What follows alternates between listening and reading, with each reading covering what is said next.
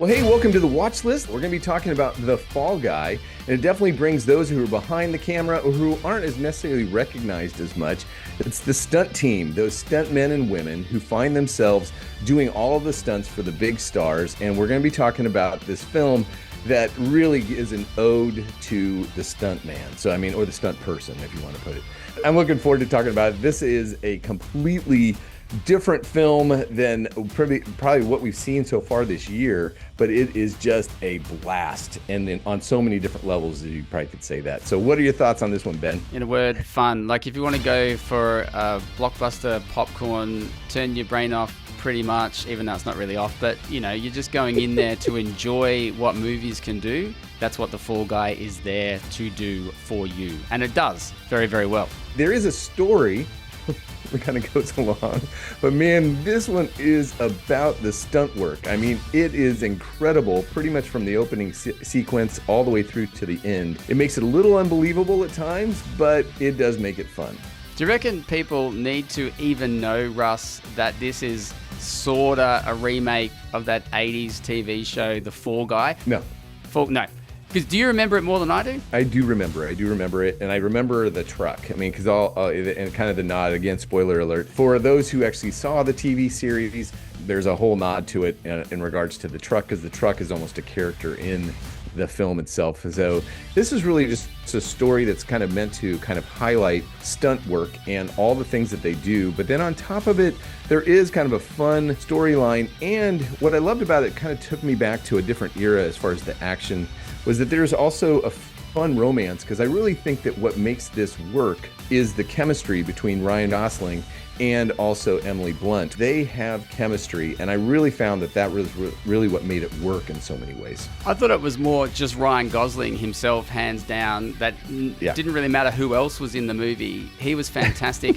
And given he's been a stuntman before in Drive, which is a much different kettle of fish and a much more gritty, visceral, hard-hitting film, he's getting a bit typecast. Everyone might have feared he'd get typecast as Ken. Now he's getting typecast as a stunt guy. But I just thought he was fantastic as the relatable, everyday. I don't know how he does it, given he's such a movie star, good looks and all that.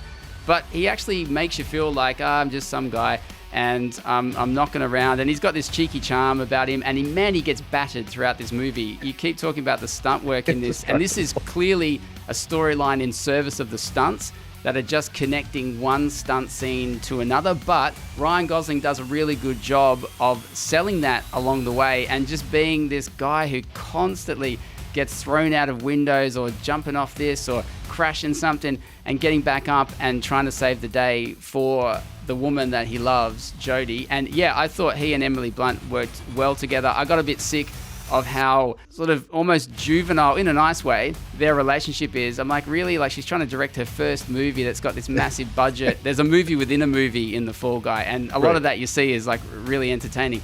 But just thinking, wow, she's got a lot on her plate, and she's sort of acting a bit like a 15-year-old that is, not to have a go at 15-year-olds, but she's just like, there's a little bit to divide our audience, because we have so many 15-year-olds that listen. Anyway, she and Ryan Gosling, their characters were a bit kind of dithering, and but in a nice way, kind of like some of the episodes of The American Office. Like, you get this really quite charming, nice romance going on. At points, I just thought it was a bit preposterous, but it did work, and I think it's because of them, particularly Ryan Gosling. Funny enough, for all those who are missing the Marvel films and superhero films, his indestructibleness, it kind of is a nod to that in so many ways, because I can't imagine too many people actually surviving what he survives, even though he does have on all the equipment and all that stuff. But after a while, I'm like going, come on, how does this guy even make it happen?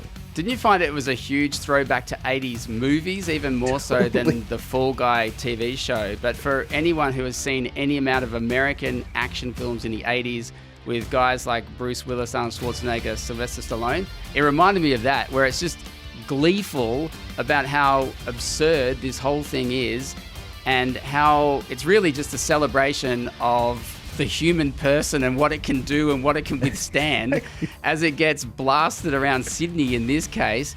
And maybe that's why that Sydney Sweeney film, Anyone But You, maybe that's why it didn't go so well, Russ, is because it didn't have like an epic car chase scene across the harbour bridge or a big fight out the front of the Opera House. But I do love the fact that they really did honor the fact that they said it's about 99% was just straight up stunt work. There's CGI was very minimal in this whole thing. And you can really appreciate the fact that they really are trying to not only honor it, but really showing that stunt work, there's a value to it. And it does, the practical effects are so much more effective than maybe all this CGI junk that we have a tendency to kind of see in so many films anymore. Also, Russ, as we've indicated a bunch of times, this is a movie totally in service to as much stunt work as it can do, including how it, at different points, just refuses to end. It just adds on another one, adds on another one. How big a car jump can we do after, in the first 20, 25 minutes of the movie, doing a record-breaking stunt that involve flipping a car more times than has ever been recorded in human history, which is cool, but at different points, you're just left a little bit weary. Like you think totally. Ryan Gosling's Fall Guy should be. Just really like, I just need a bit of a break now. Yeah, there was a bit of PTSD afterwards. You're kind of going, oh man, I just want to go do a quiet car ride home. You know? I just don't want to be chucked out of another window. Thanks. Please. And he still looks good as Ryan Gosling. You know, how he gets that's hit right. in the face He does definitely look battered along the way. I'll give him that. But a little bit like Bruce Willis in Die Hard or something like that. You still look like a movie star. Like you just can't help it. At the watch list, we kind of put film through the lens of faith. If you were going to talk about this film afterwards, what would you talk about this film that would kind of take you down maybe a deeper path? Self-sacrifice.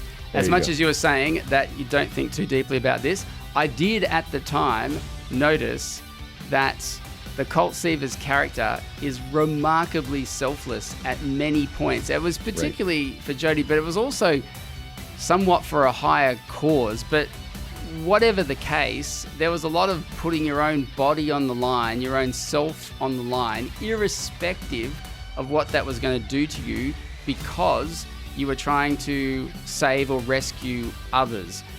I'm not trying to say that the Fall Guy can be confused with Jesus, not at all.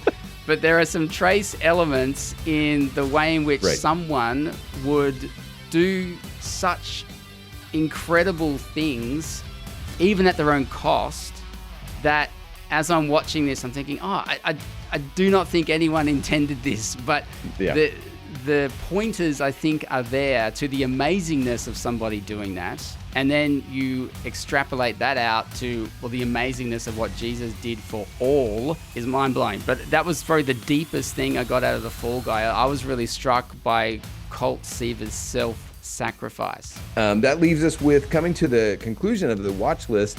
Would you put this on your watch list, Ben McKecken? I would. Really enjoyable.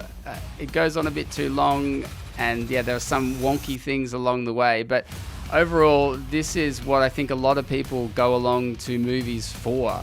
It's just a great movie that effectively celebrates a particular type of movie, action movie from the 80s, and does it in a really spectacular way. And I think it's a bonus that it was set in Sydney, the city that we live in. Yeah, I myself would definitely put this on the watch list. It's a fun one to be able to look at.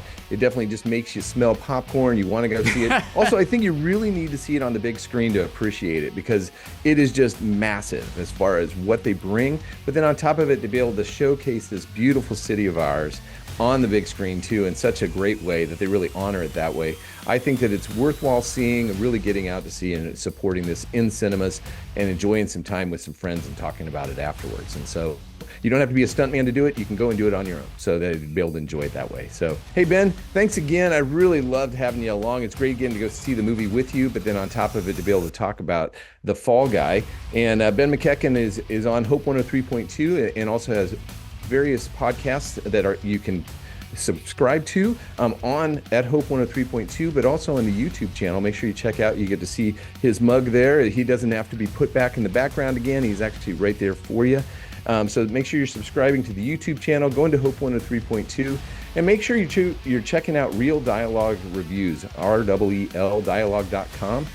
Real Dialogue, where we put film through the lens of faith, and we talk about film and also discuss how we can move closer to knowing more about God, the Bible, and Jesus.